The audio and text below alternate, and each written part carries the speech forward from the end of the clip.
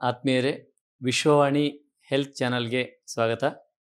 ಆರೋಗ್ಯಕ್ಕಾಗಿ ಆಯುರ್ವೇದ ಈ ಕಾರ್ಯಕ್ರಮದಲ್ಲಿ ತಮಗೆಲ್ಲ ಶರದೃತುವಿನಲ್ಲಿ ತಗೊಳ್ತಕ್ಕಂತಹ ಶೋಧನ ಚಿಕಿತ್ಸೆ ಅಥವಾ ವಿರೇಚನ ಚಿಕಿತ್ಸೆ ಬಗ್ಗೆ ಮಾಹಿತಿಯನ್ನು ಕಳೆದ ಸಂಚಿಕೆಗಳಲ್ಲಿ ಕೊಡ್ತಾ ಬಂದಿದ್ದೇವೆ. ಈ ಸಂಚಿಕೆಯಲ್ಲಿ ವಿರೇಚನ ಹೇಗೆ ಶ್ರೇಷ್ಠ, ಅದು ಹೇಗೆ ಕೆಲಸ ಮಾಡ್ತದೆ, ಅದರ ಲಾಭ ಏನು, ಹಾಗೆ ಅದನ್ನು ಲಾಭ ಪೂರ್ತಿ ತೊಗೊಳ್ಬೇಕಂದ್ರೆ ಏನಾದರೂ ಷರತ್ತುಗಳಿದಾವ, ಅಂದರೆ ಏನಾದ್ರು ನಿಯಮಗಳಿದಾವ, ಪಾಲನೆ ಮಾಡಬೇಕಾ ನಾವು ಅನ್ನೋದ್ರ ಬಗ್ಗೆ ತಿಳ್ಕೊಂಡು ಹೋಗೋಣ. ನಮ್ಮ ಜೊತೆಗೆ ಡಾಕ್ಟರ್ ವಿದ್ಯಾ ಒಡೆಯರ್ ಇದ್ದಾರೆ, ಶ್ರೀ ಪರಮಹಂಸ ಅಥರ್ವಾಯರ್ಧಾಮ ಬೆಂಗಳೂರು ಕೇಂದ್ರದ ಮುಖ್ಯಸ್ಥರು. ಬನ್ನಿ ಚರ್ಚೆಯನ್ನು ಮುಂದುವರಿಸೋಣ. ಸರ್ ನಮಸ್ತೆ. ಸರ್, ಈ ಪಂಚಕರ್ಮ ಅಂದ ತಕ್ಷಣ ತುಂಬಾ ಜನ ಡಿಟಾಕ್ಸಿಫಿಕೇಶನ್ ಅಂತ ಹೇಳ್ತಾರೆ. ಸೊ ಈ ಪಂಚಕರ್ಮದಲ್ಲಿ ವಿರೇಚನ ಪಂಚಕರ್ಮ ಶ್ರೇಷ್ಠತೆ ಏನು ಸರ್, ಪ್ರಾಮುಖ್ಯತೆ ಹೇಗೆ? ವಿರೇಚನ ಪಂಚಕರ್ಮ ಪರ್ಟಿಕ್ಯುಲರ್ಲಿ ಶರದೃತುವಿನಲ್ಲಿ ಏನು ಶ್ರೇಷ್ಠ ಅಂತ ಹೇಳಿದರೆ, ಇದಕ್ಕೆ 3 ಭಾಗ ಇದೆ. ವಿರೇಚನ ಬಹುಮಟ್ಟಿಗೆ ಪಿತ್ತವನ್ನು ಹಾಕುವಂಥ ಒಂದು ಶೋಧನ ಚಿಕಿತ್ಸೆ ಇದು, ಪಂಚಕರ್ಮ ಚಿಕಿತ್ಸೆ. ಸೊ ಪಿತ್ತವನ್ನು ಹೊರಗೆ ಹಾಕಲಿಕ್ಕೆ ವಿರೇಚನ ಚಿಕಿತ್ಸೆ ಶ್ರೇಷ್ಠ ಅನ್ನೋಂಥದ್ದು. ಹಾಗಾದರೆ ಕೇವಲ ಪಿತ್ತವನ್ನು ಹೊರಗಾಗ್ತದ ಅಂದರೆ ಇಲ್ಲ, ಸ್ವಲ್ಪ ಮಟ್ಟಿಗೆ ಕಫವನ್ನು ಕೂಡ ಇದು ಹೊರಗಾಗ್ತದೆ. ಇದು ಇದರ ಇನ್ನೊಂದು ಭಾಗ. ಬರೀ ವಿರೇಚನದಿಂದ ಪಿತ್ತ ಅಷ್ಟೇ ಆಯಿತು, ಕಫ ಮತ್ತು ವಾತಗಳಿಗೇನು ಅನ್ನೋ ಪ್ರಶ್ನೆ ಬರ್ತದೆ ಭಾಳಷ್ಟು ಜನರಿಗೆ, ವಾತಪಿತ್ತ ಕಫಗಳ ಬಗ್ಗೆ ತಿಳ್ಕೊಂಡವ್ರಿಗೆ. ಹಾಗೂ ಯಾವುದೇ ಶರೀರದಲ್ಲಿ ಟಾಕ್ಸಿಕ್ ಮೆಟೀರಿಯಲ್ 3 ರೀತಿ ಇರ್ತದೆ, ಒಂದು ವಾತ, ಇನ್ನೊಂದು ಪಿತ್ತ, ಇನ್ನೊಂದು ಕಫದ ರೂಪದಲ್ಲಿ ಇರ್ತದೆ.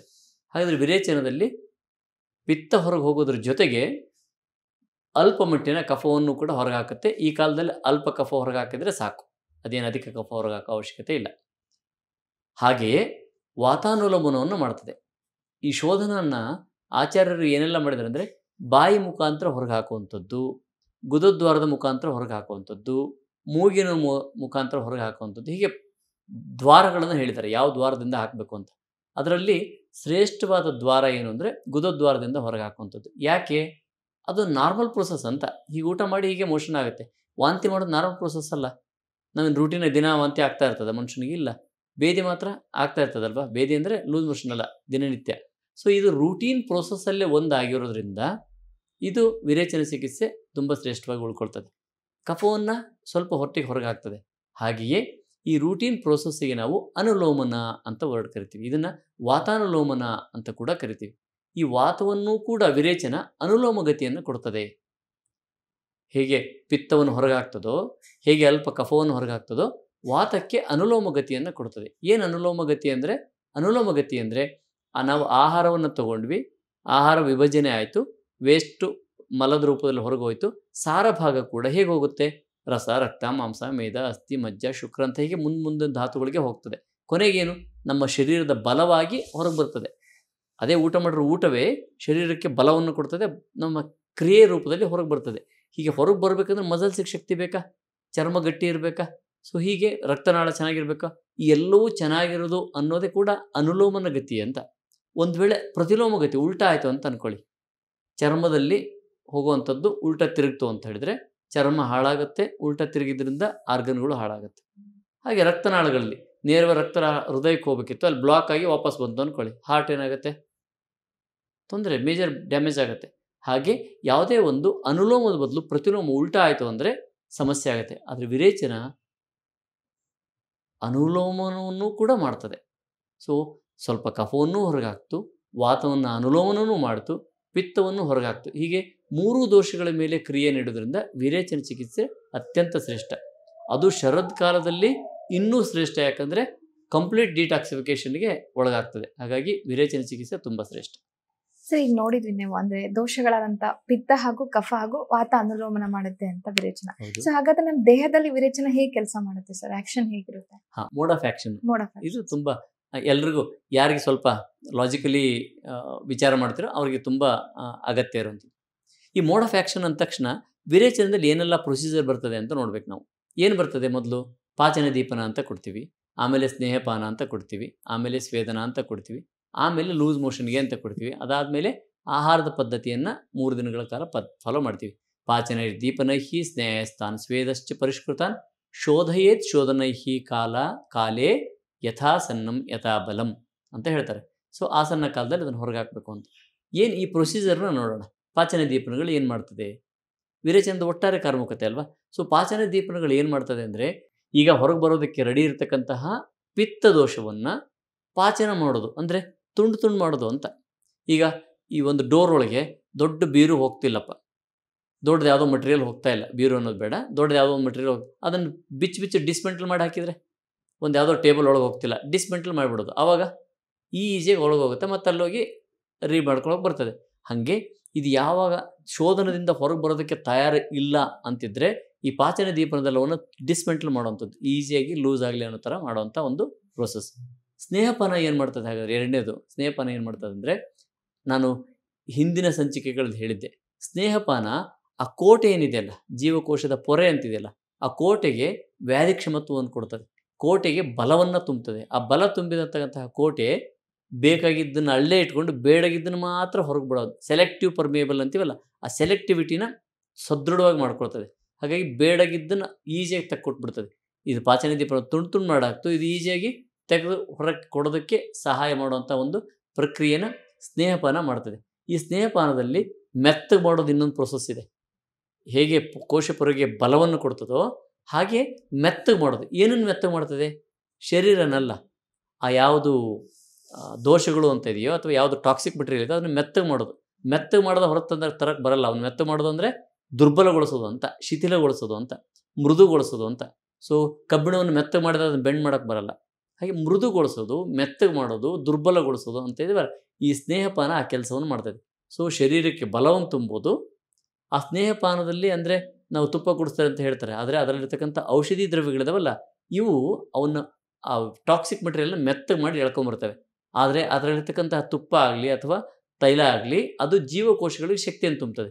ಸೊ ಒಂದು ಕಡೆ ಶಕ್ತಿಯನ್ನು ತುಂಬೋದು, ಇನ್ನೊಂದು ಕಡೆ ಅವನ್ನು ಸಾಫ್ಟ್ ಮಾಡಿ, ಮೆತ್ತಗೆ ಮಾಡಿ, ಶಿಥಿಲ ಮಾಡಿ, ತುಂಡು ಮಾಡಿ ಹೊರಗಿಳಿಯುವಂಥ ಕೆಲಸವನ್ನು ವಿಲೋಡನ ಅನ್ನೋ ಹೆಸರದು.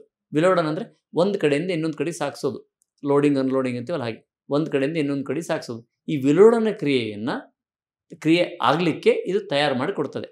ಸೊ ವಿಲೋಡನಕ್ಕಿಂತ ಮೊದಲೇ ಮಾಡಬೇಕಾಗಿರೋ ಕೆಲಸ ತುಂಡು ತುಂಡು ಮಾಡಿ ಅವ್ನು ಕರೆಕ್ಟಾಗಿ ಜೋಡಿಸಿ ಪಿಟ್ ಮಾಡಿ ಒಂದು ಲಾರಿಗೆ ಲೋಡ್ ಮಾಡೋಕ್ಕೆ ರೆಡಿ ಮಾಡುವಂಥದ್ದು. ಈ ಕೆಲಸವನ್ನು ಸ್ನೇಹಪಾನ ಪೂರ್ಣ ರೂಪದಿಂದ ಯಶಸ್ವಿಯಾಗಿ ಮಾಡ್ತದೆ, ಶರೀರವನ್ನು ರಕ್ಷಣೆ ಮಾಡ್ತಾ. ಇದ್ರ ನಂತರ ಸ್ವೇದನ ಅಂತ ಕರಿತೀವಿ. ಏನಿದೆ ಸ್ವೇದನ ಅಂದರೆ, ಆ ಸ್ವೇದನದಿಂದ ಅವು ಮೂಮೆಂಟ್ ಸ್ಟಾರ್ಟ್ ಆಗುತ್ತೆ. ಅವಕ್ಕೆ ಸ್ವೇದನ ಅಂದ್ರೇನು?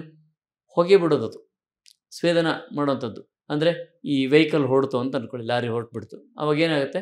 ಹೊಗೆ ಬಿಟ್ಕೊಂಡು ಮುಂದಕ್ಕೆ ಹೋಗ್ತದೆ. ರಾಕೆಟ್ ಹಾರಿಸಿದ್ವಿ, ಕೆಳಗಿಂದ ಹೊಗೆ ಬಿಟ್ಕೊಂಡು ಮುಂದೆ ಪುಷ್ ಆಗುತ್ತಲ್ಲ, ಹಾಗೆ ಇದು ಸ್ವೇದನ ಅಂದರೆ ಬೆವರು ಬರ್ಸೋದು ಅಂತೀವಿ ನಾವು. ಇಂದ ಬಾಡಿ ಮಸಾಜ್ ಮಾಡಿಬಿಟ್ಟು ಸ್ಟೀಮ್ ಚೇಂಬರಲ್ಲಿ ಕೂಡಿಸಿ ಸ್ವಲ್ಪ ಬೆವರು ಬರುವಂಥ ಪ್ರಕ್ರಿಯೆ. ಅಥವಾ ಮೃದು ಪರಿಷೇಕ ಅಂತ ಕರಿತೀವಿ. ಬಿಸಿ ಎಣ್ಣೆನ ಬಾಡಿಯೆಲ್ಲ ಹಚ್ಕೊಂಡ್ಮೇಲೆ ಬಿಸಿ ಬಿಸಿ ಬಿಸಿ ನೀರನ್ನು ಬಾಡಿಲಿ ಹಾಕ್ಕೊಂಡ್ರೆ ಪರಿಷೇಕ, ಅವಾಗಲೂ ಕೂಡ ಬೆವರು ಉತ್ಪತ್ತಿ ಆಗ್ತದೆ. ಸೊ ಈ ಪರಿಷೇಕ ಸ್ವೇದ ಅಥವಾ ಒಟ್ಟಾರೆ ಸ್ವೇದನ ಕ್ರಿಯೆ, ಬೆವರಿಸೋದು ಅಂತೀವಲ್ಲ, ಇದರಿಂದ ಏನಾಗುತ್ತೆ ಅಂದರೆ ಆ ದೋಷಗಳಿಗೆ ಮೂಮೆಂಟ್ ಸಿಕ್ಬಿಡುತ್ತೆ. ಇದನ್ನು ವಿಲೋಡನ ಅಂತ ಕರಿತೀವಿ. ಮೂಮೆಂಟ್ ಸಿಗ್ತದೆ ಅದಕ್ಕೆ. ಇಲ್ಲಿ ಈಚೆಯಿಂದ ಬಂದುಬಿಟ್ಟು ಹೊರಗೆ ಅಂತಲ್ಲ, ಒಟ್ಟು ಮೂಮೆಂಟ್ ಸ್ಟಾರ್ಟ್ ಮಾಡ್ಕೊಂಡ್ಬಿಡ್ತೇವೆ. ಸೊ ಅಲ್ಲಿವರೆಗೂ ಅಂಟ್ಕೊಂಡು ಗಟ್ಟಿಯಾಗಿ ಜೀವಕೋಶದ ಒಳಗಿದ್ದವು ಈಗ ಹೊರಗೆ ಬಂದುಬಿಟ್ಟು ಫ್ರೀಯಾಗಿ ತಿರುಗೋದಕ್ಕೆ ಸ್ಟಾರ್ಟ್ ಆಗ್ತವೆ. ತುಂಡು ತುಂಡಾಗಿ, ಬಿಡಿ ಬಿಡಿಯಾಗಿ ತಿರುಗೋಕ್ಕೆ ಸ್ಟಾರ್ಟ್ ಆಗುತ್ತೆ. ಇದು ಒಂದು suitable time, the best most time. ಏನಕ್ಕೆ? ಹೊರಗೆ ಹಾಕಲಿಕ್ಕೆ. ಯಾಕೆ? ಫ್ರೀಯಾಗಿದ್ದಾವೆ, ಒಟ್ಟಾಗಿಲ್ಲ, ಮತ್ತು ಸೆಲ್ ಒಳಗಿಲ್ಲ, ಹೊರಗಿದ್ದಾವೆ, ಶರೀರ ತುಂಬ ಅಡ್ಡಾಡ್ತಾ ಇದ್ದಾವೆ. ಬೆಸ್ಟ್ ಟೈಮ್ ಅಲ್ವಾ? ಈ ಕಾಲಕ್ಕೆ 3 ದಿನಗಳ ಕಾಲ ಇದನ್ನು ಪ್ರೊಸೆಸ್ ಮಾಡಿ ಅವನ್ನ ಫ್ರೀ ಮಾಡಿ ಅಡ್ಡಾಡಕ್ಕೆ ಬಿಟ್ಬಿಡೋದು. ಸೊ ಶರೀರದೊಳಗೆ ಆರಾಮಾಗಿ ಅಡ್ಡಾಡ್ಕೊಂಡಿರ್ತವೆ. 7ನೇ ದಿನ ಅಥವಾ 8ನೇ ದಿನ ಅಥವಾ 6ನೇ ದಿನ, ಇದು ವೈದ್ಯರು ನಿರ್ಧಾರ ಮಾಡ್ತಾರೆ. ಸಾಮಾನ್ಯವಾಗಿ 7ನೇ ದಿನ, 90% ಜನರಿಗೆ 7ನೇ ದಿನ. 7ನೇ ದಿನ ಲೂಸ್ ಮೋಷನ್ ಆಗುತ್ತೆ. ಸ್ವಲ್ಪ ಔಷಧಿ ಕೊಡ್ತೀವಿ, ಹೆಚ್ಚಿನ 2-3 ಲೀಟ್ರ್ 4-5 ಲೀಟ್ರೆಲ್ಲ ಬೇದಿ ಹಾಕಿ ಹೋಗ್ತದೆ. ಏನದು ಅಂದರೆ, ಈಗೇನು ಅಡ್ಡಾಡ್ತಾ ಇತ್ತಲ್ಲ ವೇಸ್ಟ್, ಟಾಕ್ಸಿಕ್ ಮೆಟೀರಿಯಲ್ ಅಂತ ಏನು ಕರಿತಾ ಇದ್ವಲ್ಲ, ತುಂಡು ತುಂಡಾಗಿರ್ತಕ್ಕಂಥ ವೇಸ್ಟ್ ಕೆಮಿಕಲ್ ಇತ್ತಲ್ಲ, ಇದು ಹೊರಗೆ ಬರ್ತದೆ.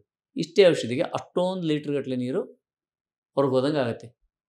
ಒಂದು ವೇಳೆ ಇದೇನಾದರೂ ಲೂಸ್ ಮೋಷನ್ ಆಗುತ್ತಲ್ಲ, ಡಯೇರಿಯಾ, ಆ ಥರ ಏನಾರ ಆಗಿದ್ದರೆ ನಮ್ಮ ಶರೀರ 2 ಸರಿ ಬೇದಿ ಆಗ್ತಿದ್ದಂಗೆ BP ಲೋ ಆಗಿಬಿಟ್ಟು ನಮ್ಮ ಎಲೆಕ್ಟ್ರೋಲೈಟ್ಸ್ ಕಡಿಮೆ ಆಗಿ ಡ್ರಿಪ್ ಹಾಕಿಸ್ಕೊಳ್ಳೋ ಲೆವೆಲ್ಗೆ ಡಿಹೈಡ್ರೇಷನ್ ಆಗಿ ಬಂದುಬಿಡ್ತಿತ್ತು. ಇಲ್ಲೇ ಏನೂ ಆಗಲ್ಲ, ಶರೀರಕ್ಕೆ ಒಂದು ಸ್ವಲ್ಪನೂ ಏನು ಬದಲಾವಣೆ ಅಂದರೆ ದುರ್ಬಲತೆ ಬರಲ್ಲ. ಅಷ್ಟು ಹೋದರೆ ಯಾಕೆ ದುರ್ಬಲತೆ ಬರಲ್ಲ ಅಂದರೆ, ನಾವು ಕಳಿಸಿದ್ದೇನನ್ನು, ಇದೇ ಬ್ಯೂಟಿ ಆಫ್ ವಿರೇಚನ, ಬ್ಯೂಟಿ ಆಫ್ ಶಾಸ್ತ್ರೀಯ ಪಂಚಕರ್ಮ, ಕ್ಲಾಸಿಕಲ್ ಪಂಚಕರ್ಮದ ವಿರೇಚನ. ಸೊ ಸುಮ್ಮನೆ ಲೂಸ್ ಮೋಷನ್ ತೊಗೊಂಡ್ರೆ ಆಗೋದಕ್ಕೂ ಹೀಗೆ ಇವನ್ನೆಲ್ಲ ಹೊರಗೆ ತಂದುಬಿಟ್ಟು ಆಮೇಲೆ ಹೊರಗೆ ಹಾಕೋದಕ್ಕೂ ಎಷ್ಟು ಡಿಫ್ರೆನ್ಸ್ ಇದೆ. ಸೊ ಈಗ ತುಂಡಾಗಿರ್ತಕ್ಕಂಥವೆಲ್ಲವೂ ಸರಳವಾಗಿ ಈಚೆ ಬಂದುಬಿಡ್ತವೆ. ಶರೀರಕ್ಕೆ ಬೇಕಾಗಿರೋಂಥದ್ದು 1% ಕೂಡ ಶರೀರದಿಂದ ಹೊರಗೆ ಹೋಗಲ್ಲ, ಬೇಡಾಗಿದ್ದಷ್ಟೇ ಹೊರಗೆ ಹೋಗುತ್ತೆ. ಮನುಷ್ಯ ದುರ್ಬಲ ಆಗೋದಿರಲಿ, ಸಂಜೆ ಕೇಳಿ ಅವನಿಗೆ ಉತ್ಸಾಹ ಬಂದುಬಿಟ್ಟಿರ್ತದೆ. ನಾನು ಎಷ್ಟು ಆ್ಯಕ್ಟಿವ್ ಆಗಿಬಿಟ್ಟಿದ್ದೀನಿ ಡಾಕ್ಟ್ರೆ, ಎಷ್ಟು ಆ್ಯಕ್ಟಿವ್ ಆಗಿದ್ದೀನಿ, 10 ಸರಿ ಮೋಷನ್ ಆಗಿದೆ, ಎಷ್ಟು ಆ್ಯಕ್ಟಿವ್ ಇದ್ದೀನಿ ಗೊತ್ತಾ ನಾನು, ಬಾಡಿ ತುಂಬ ಹಗುರ ಅನಿಸ್ತದೆ, ಮನಸ್ಸು ತುಂಬ ಉತ್ಸಾಹ ಅನಿಸುತ್ತೆ, ಇಂದ್ರಿಯಗಳಲ್ಲೇ ಆ್ಯಕ್ಟಿವ್ ಅನಿಸ್ತವೆ. ಯಾಕೆ ಅನಿಸುತ್ತೆ? ವೇಸ್ಟ್ ಹೊರಗೆ ಹೋಗಿ ಬಾಡಿ ಹಗುರ ಆಗಿಬಿಟ್ಟಿದೆ, ಬೇಕಾಗಿರುವಂಥದ್ದು ಶರೀರದಲ್ಲಿ ಸದೃಢವಾಗಿ ಒಳಗೆ ಉಳ್ಕೊಂಡಿದೆ. ಹಾಗಾಗಿ ತುಂಬ ಆ್ಯಕ್ಟಿವ್ ಅನ್ಸೋಕ್ಕೆ ಸ್ಟಾರ್ಟ್ ಆಗುತ್ತೆ. ಹಾಗಾಗಿ ಈ ವಿರೇಚನ ಅಂಥದ್ದು ಹೊರಗೆ ಈಚೆ ಹಾಕುವಂಥ ಒಂದು best most line of treatment in Ayurveda. ಹಾಗಾಗಿ ಎಲ್ಲ ದೋಷಗಳನ್ನು ಹಾಕ್ತದೆ, ಸುಲಭವಾಗಿ ಹಾಕ್ತದೆ, ತೊಂದರೆನೂ ಕೊಡೋದಿಲ್ಲ, ಸೇಫೆಸ್ಟ್ ಹೌದು. ಹಾಗಾಗಿ ವಿರೇಚನ ಅನ್ನುವಂಥದ್ದು ಡಿಟಾಕ್ಸಿಫಿಕೇಶನ್ ಪ್ರೊಸೆಸ್ಸಲ್ಲಿ ಇಷ್ಟೆಲ್ಲ ಕ್ರಿಯೆಗಳನ್ನು ಮಾಡ್ತದೆ. ಸರಿ, ಈಗ ನೋಡಿದ್ವಿ ವಿರೇಚನದಿಂದ ದೋಷಗಳು ಹೊರಗಡೆ ಹೋಗುತ್ತೆ ಅಂತ, ಸ್ನೇಹಪಾನ ಆಗಿರ್ಬೋದು, ಪಾಚನ ವಿರೇಚನದಿಂದ. ಸೊ ಈಗ ಇದರಿಂದ ನಂತರ ಆಗ್ತಕ್ಕಂತಹ ಲಾಭಗಳೇನೆ ಸರ್? ವಿರೇಚನ ಆದ್ಮೇಲೆ ಆಗ್ತಕ್ಕಂಥ ಬೆನಿಫಿಟ್ಸ್ ಏನಿಲ್ಲ? ಬೆನಿಫಿಟ್ಸ್ನ ಲಕ್ಷಣದಲ್ಲಿ ನೋಡಬೇಕು. ತಗೊಂಡಂಥ ಪೇಷಂಟ್ ಕೇಳಬೇಕು, ಅವರು ಹೇಳೋವಂಥ ಒಂದು ಅಂದರೆ ಕೆಲವರು ಎಕ್ಸಾಗರೇಟ್ ಆಗಿ ಹೇಳ್ತಾರೆ, ಕೆಲವರು ಸರಳವಾಗಿ ಹೇಳ್ತಾರೆ. ಏನಾಗುತ್ತೆ ಅಂದರೆ, ಆಚಾರ್ಯ ಪ್ರಕಾರ ಹೇಳೋದಾದರೆ ಸದ್ಯೋಲ್ಲಂಘಿತ ಲಕ್ಷಣ ಅಂದರೆ ಶರೀರದಿಂದ ಹೊರಗೋದಾಗ ಬಾಡಿ ಹಗುರ ಆಗುತ್ತೆ, ಲಾಘವತ್ವಂ, ಶರೀರ ಲಾಘವತ್ವಂ ಅಂತ ಹೇಳ್ತಾರೆ. ಬಾಡಿ ಹಗುರ ಅನಿಸುತ್ತೆ.